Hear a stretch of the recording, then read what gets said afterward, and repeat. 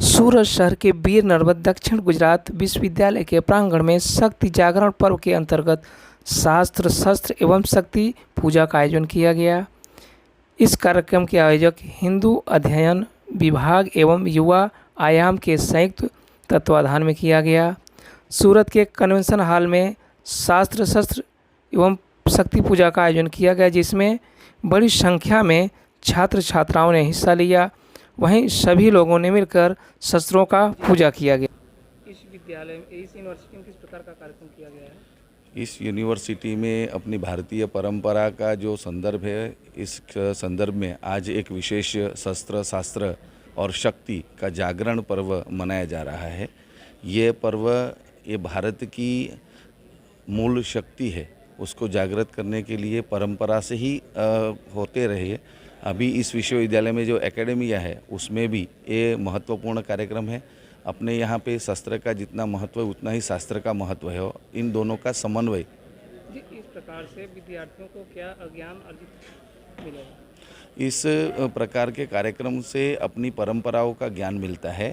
परंपरा जो भूलता है वो जो समाज है वो फिर से अपने आप में गुलाम की स्थिति में आ जाता है, क्योंकि इतिहास का जो बोध है ये ऐसे कार्यक्रम से मिलता है। और भारतीय परंपरा का जो अभी इंडियन नॉलेज सिस्टम की जो बात है, BKS की जो बात है, भारतीय ज्ञान परंपरा, उसके संदर्भ में भी ये कार्यक्रम महत्वपूर्ण साबित हो सकता है। जिस तरीके से इस आधुनिक युग में क्या जो युवा है इसका पालन कर पाएंगे जो शस्त्र पूजन, क्योंकि कहीं न कहीं शस्त्र का दुरुपयोग भी लोग करते हैं?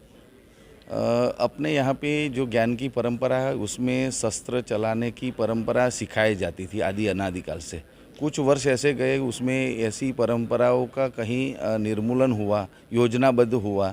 उससे समाज का जो मन है वो एक ग्रंथ के तरफ गया। तो उसका जो समन्वय जो हो रहा है आज पूरे विश्व में युद्ध की जो स्थिति बन रही है उसमें भी शस्त्र और शास्त्र दोनों की आवश्यकता है। और ये आवश्यकता अपने ग्रंथों में भी लिखा है, अपने देवी देवताओं के पास भी शस्त्र भी है और शास्त्र भी है। अगर शस्त्र अकेला हो तभी भी मनुष्य है वो कुछ कर नहीं पाएगा, ऐसा मेरा मानना है।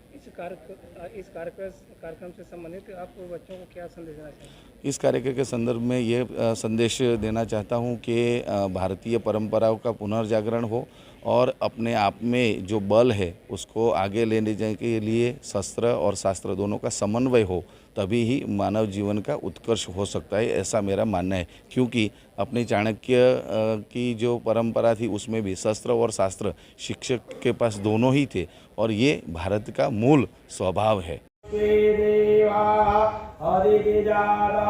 नमस्ते, मेरा नाम बालाजी राजे है। आज किस जगह पे किस प्रकार का कार्यक्रम रखा है? आज यहाँ वीर नर्मद दक्षिण गुजरात विश्वविद्यालय के प्रांगण में हमने शक्ति जागरण पर्व, ऐसा एक पर्व उत्सव आज हम यहाँ पर मनाने वाले हैं।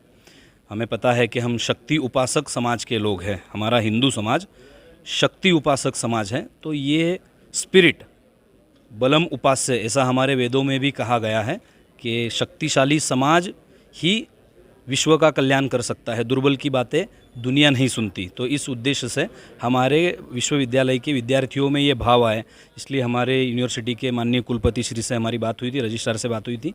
तो हमने ऐसा आयोजन किया है कि विविध कॉलेजों और विभागों के विद्यार्थी शस्त्र पूजन करें। और शस्त्र पूजन ये हमारी हिंदू समाज की परंपरा में क्यों आया, इसका क्या महत्व है, और आधुनिक समय में विमर्श की लड़ाई में शास्त्र ही हमारा शस्त्र है, ऐसा हम संदेश विद्यार्थियों तक पहुंचाना चाहते थे, इसलिए हमने आयोजन किया है। अभी इस अमृत काल में हमको फिर से जड़ों से जुड़ना है। Go back to the Vedas, go back to the roots, from unnatural to the natural. अवास्तविकता से वास्तविकता की ओर हमको जाना है। भारत को जाने बिना भारत को हम जी नहीं सकते। जब तक शास्त्र नहीं जानते तब तक शस्त्र का उपयोग योग्य तरीके से कर नहीं पाएंगे। शस्त्र के ज्ञान के बिना शस्त्र का शास्त्र के ज्ञान के बिना शस्त्र का उपयोग करना मना है।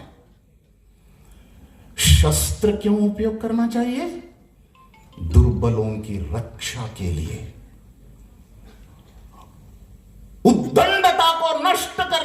नष्ट करने के लिए, जो उद्दंड है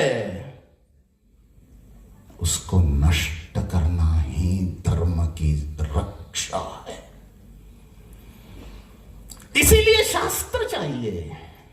धर्म पथ पर चलना है तो शास्त्र के ज्ञान के बिना धर्म पथ पर नहीं चल सकते। धर्म पथ पर जब तक नहीं चल पाएंगे तब तक शस्त्र का उपयोग